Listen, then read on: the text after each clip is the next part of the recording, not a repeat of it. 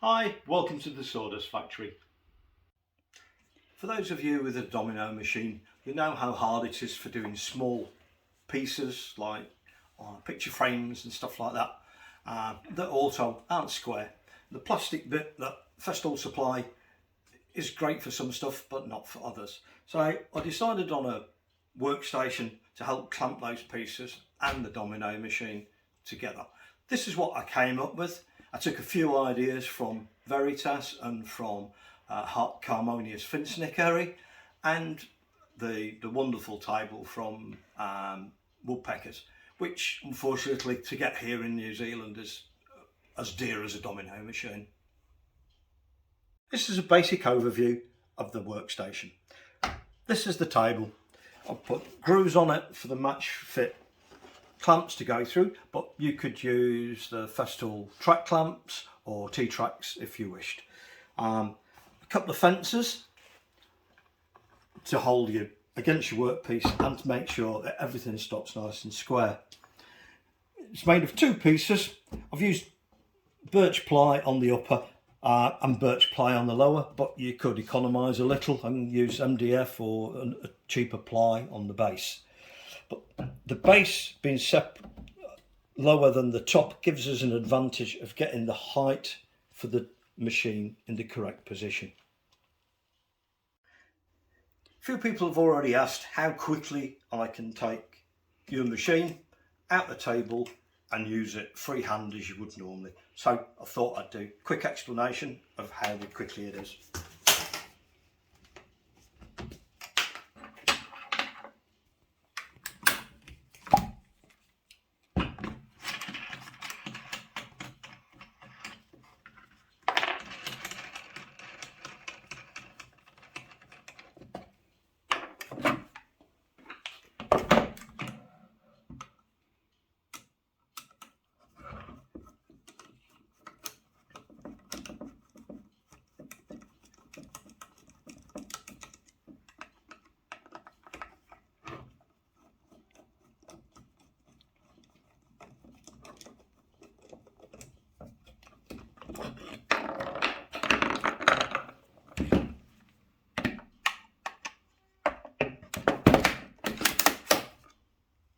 There we go. Doesn't take long at all. While I've got it all apart, thought I'd take you through the basic principles of the table. Domino subplate here fits onto the bottom of your Domino machine with the two M5 screws that everybody uses for everything else. The subplate is made of 15mm ply. Idea of using 15mm and an 18mm sheet here is that when that locates into the base, that will be perfectly centered for a domino in the middle of a 15mm sheet of material. If we then take a 1.5mm spacer, insert that in there, that is now centered for 18mm material. A 3mm will allow us to do 21mm material, and a 5mm will bring us up to 25. The beauty of the subplate is that you can add any size spacer, stack them up to give you the height of cut that you need, or even a custom one if you're doing a lot of repetitive work. On the instructions on the Facebook page, I do say if you want to, you could make this of a 12mm material and add a 1.5mm spacer. That would allow you to cut put a 4mm domino into 12mm material. I didn't think of that when I first came up with the principle. Aluminium plate is available quite readily in 1.5mm. I luckily I sourced these from a local metal workshop that I got some spare, but rather than going for a 3 and a 5 and all of that, you could make multiple 1.5mm sheets and just slide them in and stack them up as you need. So I just thought I'd show you how quickly you can take from your domino onto the table.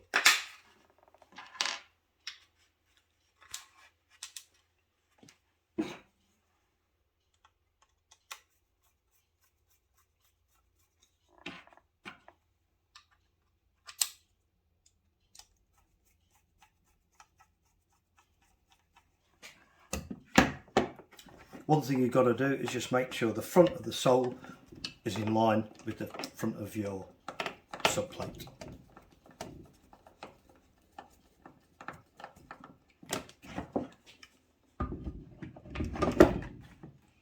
Line that up there.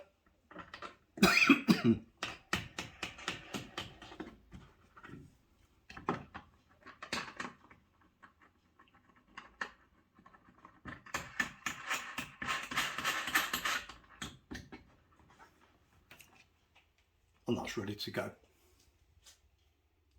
This is how easy it is to insert and remove the spacer plates that give you your variable height on the Domino machine. All you need to do is loosen enough the two hand wheels, just lift the weight off, slide your spacer plate inside and tighten it up. To remove it, the reason for the hole there is so you can put your finger and just pull it out, tighten it up and back you go.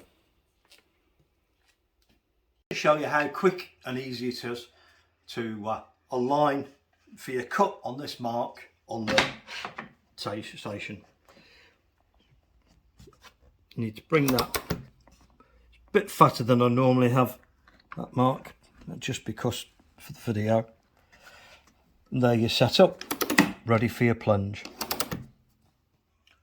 To accurately mirror our cut onto this side, I'm just using another fence so it's quick to show you. This is real easy. All we need to do is, this is our position, take our engineer square, slide that over to there and tighten it up. That rests against our pin and there's a reference. Move that side.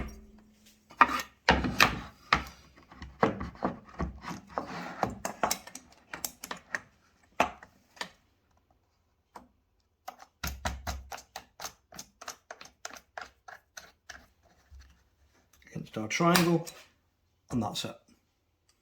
If you were doing a production shop where you were doing the same thing time and time again, you could quite easily make a spacer block to go between that pin and that wood to set it up time and time again. Originally I used the microfit jig dovetail clamps to hold my piece in position on the first ones, but I found it really time consuming and also I didn't like this in my way. This is what I came up with as an alternative. I call this in the instructions the clamp base plate, and it's got two toggle clamps on, which nowadays have become really cheap to what they used to be. I just trap your material between the triangle and the base plate, push your toggle down and it's tight. And you can quickly undo it, take the material out, slide your next one in, clamp it and do your plunge.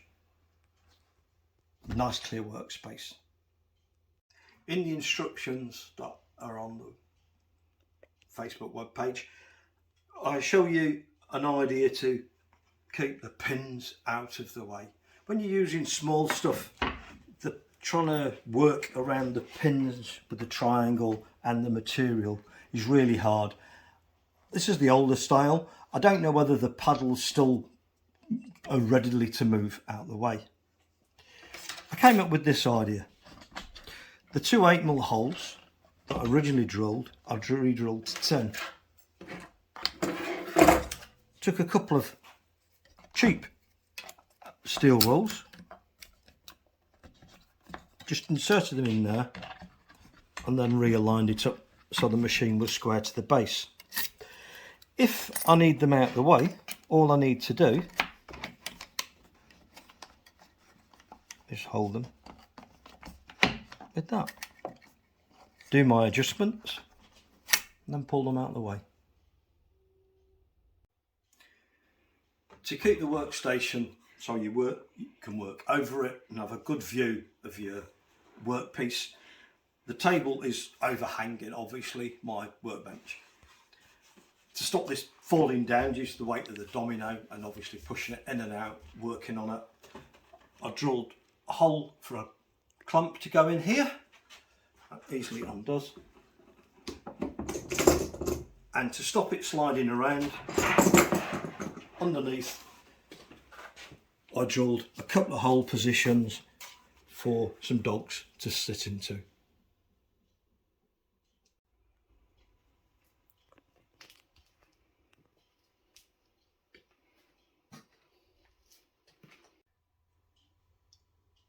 Thanks for taking the time to watch my tutorial and video on building a workstation for your Festool Domino.